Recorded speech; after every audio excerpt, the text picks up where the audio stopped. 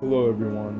Please watch to the very end and leave your thoughts on this contest story if you would buy a book like this or not. So I'm gonna begin. Leave a like, share, and subscribe. Boom, boom, thunder and silence consumed my hearing as I laid in my bed, my breath quick, my eyes dilating, anxiety plaguing my mind, my body being drained of life as I arose. I began marching downstairs and into my garage, where exercise equipment greeted me. I laid on the rough concrete ground, lifting a 50-pound barbell, my arms melting and burning while I did various things, including pull-ups, push-ups, and boxing.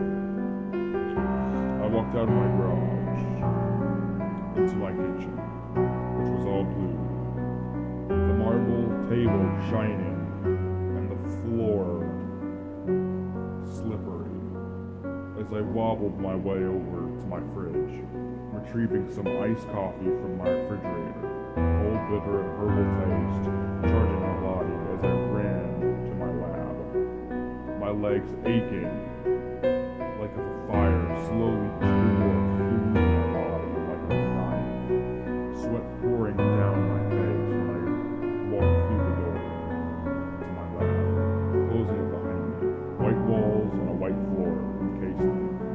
Hi, Hawk, my friend Chancellor Vance, his brown hair, winter skin, and muscles leaking sweat. He stared at me, back blue eyes, wet hair, black hair, and a really weird look in my face. I must make a chemical that can aid my restless nights, he commanded. All right, let's begin, Chancellor replies. We both retrieved our lab coats and glasses, the things we needed for protection. Hawk, hand me a beaker full of insomnicide, Chancellor yells. I handed him the rough, cold beaker. What else do we need to add? I questioned him. Go retrieve lavender flowers over near the door from the pot, Chancellor commanded. After Chancellor said this, I walked towards the door, plucking out some smooth purple flowers, crushing them into grainy purple dust, much like sand, as I walked back, sprinkling some of it into the beaker. It began glowing purple. Pass me the orange concoction, Chancellor commanded. The one right next to me? I questioned. Yes, to your right, Chancellor shouts in his deep voice. After Chancellor said this, I looked around. Test tubes, beakers, and other equipment stayed the confines of the lab, but no beaker could be seen. Let me take a gander. It is literally right beside you, Chancellor shouts in his deep voice. He began searching under tables, in drawers, and in the blue supply room. I found it. It was in the supply room with the other chemicals and stuff, Chancellor announces in his deep voice. Sorry, I replied. He began slowly pouring the chemical into the beaker. It began bubbling as it slowly descended into the other concoction. Swoosh! The chemical flew into my eyes, lava slowly cooking and eating my retinas and other parts of my eye as I dashed towards the sink. The lava still cutting my eye open slowly and painfully as I dialed it to the right, thoroughly washing my eyes out with cold water. Try serotonin, I questioned, my eyes still pounding with pain. Chancellor injected the see-through concoction into the mixture. Boom! The concoction flew around the lab, hitting various lab equipment. Why? I grunt, marching out of the lab.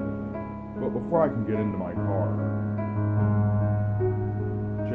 Chancellor ran out.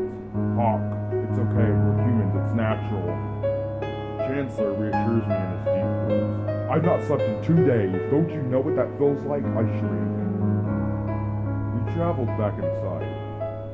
I'm going to add 5 drops of Tomicide, some lavender dust mixed with a little bit of sugar, I announce, slowly pouring and scooping the ingredients into the mixture,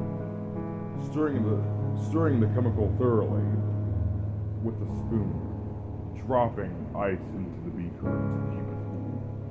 We ran and put it into a refrigerator, waiting around for our breakthrough to be stabilized and completed.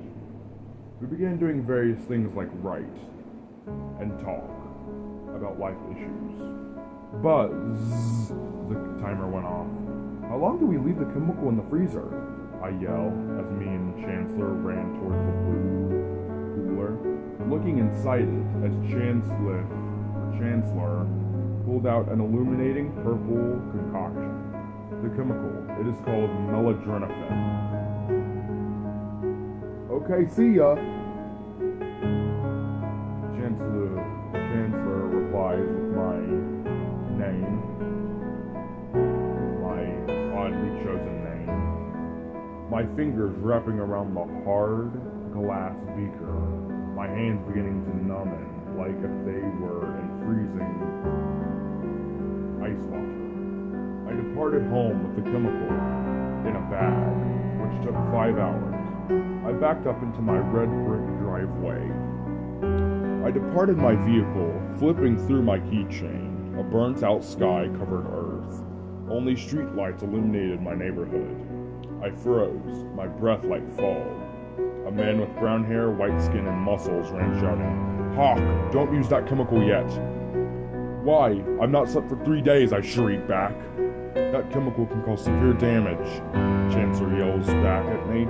I marched into my brick house. A cool, soft blue carpet calmed me as my feet walked upon it. I began walking into my all-blue room. Sleep is deep like a steep mountain. It is calm like the dawn of night. At night, there is less stress, so I can rest. After I rehearsed my poem in my mind to fall asleep, I walked to my air conditioner, dialing it to low, rustling pouring into my ears. The chemical in front of it, a purple shade painting my room. "Please work. I beg of you, please work," I pleaded, crying to the Lord to help it work. Falling onto my firm bed, my body slowly weakening as my awareness slowly turned away, my distress turning into serenity as I collapsed. My eyes flinging open, darkness shading my closet, desk, floors, and everything around me. I rolled over, spreading my curtains, the sun illuminating every crevice in my room to where I could see everything clearly. My body charged. I was dormant all along. I was not awake. The end. So what do you all think of that story, YouTube?